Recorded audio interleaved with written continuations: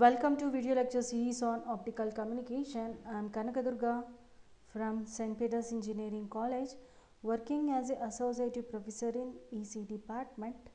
I want to discuss on budget analysis of optical communication, how we are going to do the analysis. So budget methods for designing of optical communication link, mainly we are going to concentrate on link power budget analysis, and the second one is rise time of budget analysis. In the link budget of analysis, the power budget of analysis first determines the power margin between the transmitting section and the receiving section. Nothing but how much the power has been given as a input, how much the power we can able to get across the output will be done the analysis by using the link power budget analysis. Nothing but if I am going to do the input power has been 100 watts, so how much the power can able to get across the receiving section, even though they are going to be having whatever the losses has been occurs in the optical fibers like attenuation and the distortions. We have to do the analysis, and the bit error rate, what is the receiver sensitivity, and how much the power we are going to receive at the receiving section. Next one is rise time budget of analysis. In this we have to think about how much the time it going to take it out for give the response of the system, how much the time it is going to be taken for giving the output for receiving section across for the information of a signal. And once the link of the power budget has been established, the designer of the system rise time analysis has to be ensured for the total system performance level, like how at what time I have given the input, like at t equals to 1 second, at what is the time of we are getting receiving the out receiving section is passing the information, is the major thing in order to go for estimation purpose. So link power budget analysis, the power received by the receiver depends upon the power transmitted by the various losses occurs in the optical fiber, mainly with respect to already we have discussed the optical fiber having the losses of attenuation and distortion, like dispersion of the thing.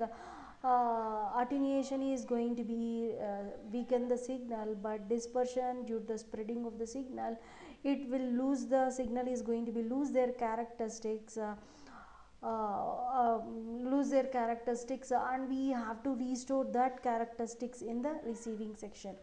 So what type of light sources we have, what type of light detectors we have to use in the receiving section in order to detect the signals properly, and how we are going to do the estimation of the signal, like detection of the purpose, and all these things comes under the scenario of analysis.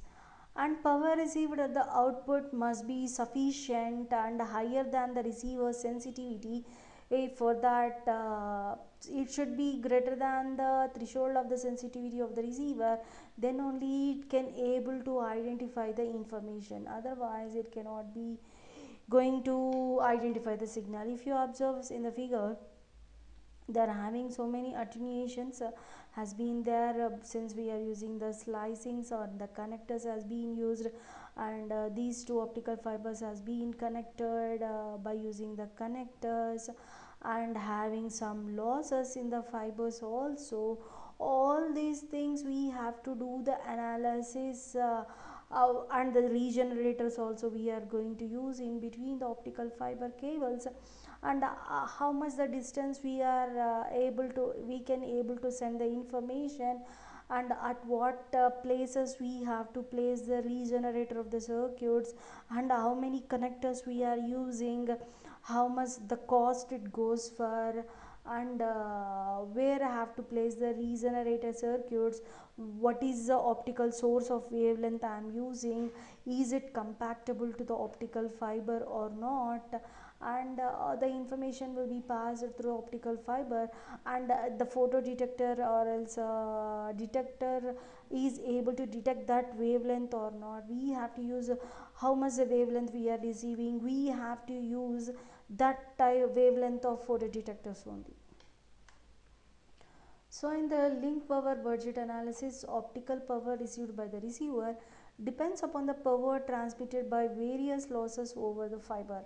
The power received by the output must be sufficient and higher than the receiving sensitivity, like how much the losses has been there, how much we are able to communicate with respect to optical cable, like attenuation, dispersion, and how, what is the threshold value, how much the transmitting power it is there, how much the power it has been received. All these things we have to go for consideration. And what are the channel losses has been there, like dispersion loss, slicing losses, connecting losses, all these losses comes under the channel. We have to do the estimation, so that by estimating that we can able to estimate how much the signal strength are going to be present across the receiving section. So the example for designing of optical fiber link for transmitting of 15 megabits per second of data for distance of 4 kilometers with bit error probability of 10 to the power of 9. So in this we have to go for estimation of bandwidth into the length. Then it goes for 15 megabits into 4 is the kilometer of the distance, that goes for 16 MB per second. And select, and next we have to go for selection of optical sources of LED, since we are considering 820 of nanometer is suitable for, since only 4 kilometers it is suitable for shorter distance purpose. And the LED going to be generate 10 dB per meter of optical power. Selecting of optical detector of FIN FER optical detector is reliable and having that 50 dB per meter of sensitivity. Selection of optical fiber, step index or multi-mode fiber is selected, and fiber has a bandwidth length of 100 microbits per second, since for consideration of the purpose. So what are the assumptions? The losses, since we are not estimating practically, so we are assuming some of the losses, like slicing loss goes for 0.5 dB for per slice, connector loss goes for 1.5 dB, and system link power margin goes for 8 dB, fiber attenuation goes for 6 dB per kilometer. So all the combination of total loss, it goes for nearly of 35 of dB. The maximum allowable of system loss P max goes for P optical source output power minus optical receiving sensitivity. So P max will be equals to minus 10 dB of minus 50 dB. It's going to give rise of 40 dB per meter. Since it is the actual loss of the system, that loss has been allowable with respect to the system functions. So P max we got 40 dB per meter, and the total losses are going to be per dB goes for 35 dB.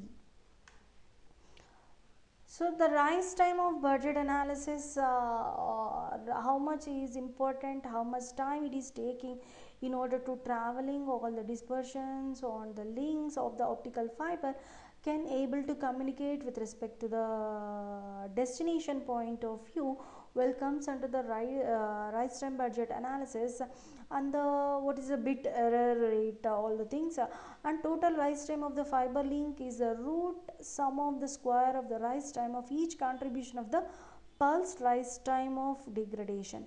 The link components must be switched fast enough, and the fiber dispersion must be low enough to meet the bandwidth of requirements of applications.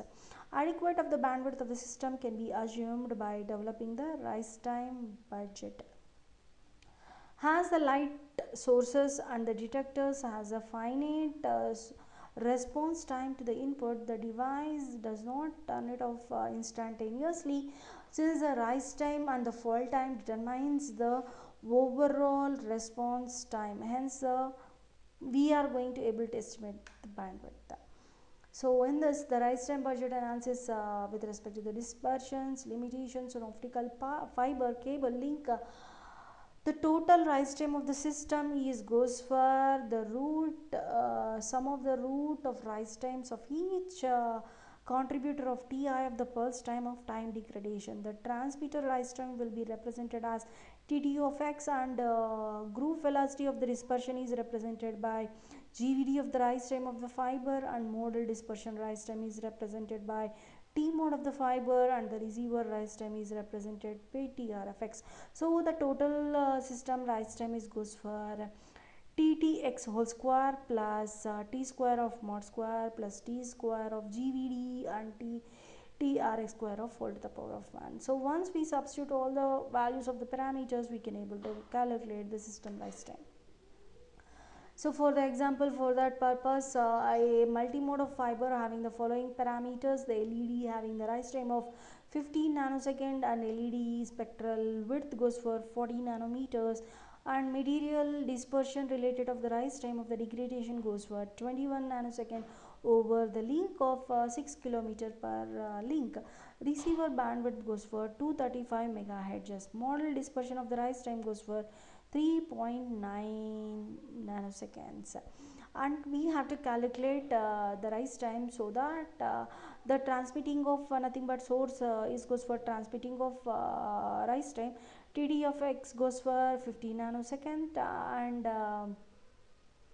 and T modulation of the thing is goes for model dispersion goes for 3.9 nanoseconds, and TT max goes for 21 nanoseconds, and we have to calculate with respect to their TR of x goes for 350 of the BRFX of the bit rate, it goes for 25, it is gives rise to 15 nanoseconds, and total rise time it goes for the square of the thing is Tx square, T mod of square, square of GVD, and TRX square under root.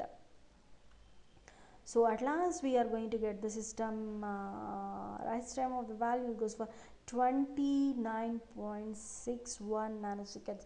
How much time is going to be less? It will be the best.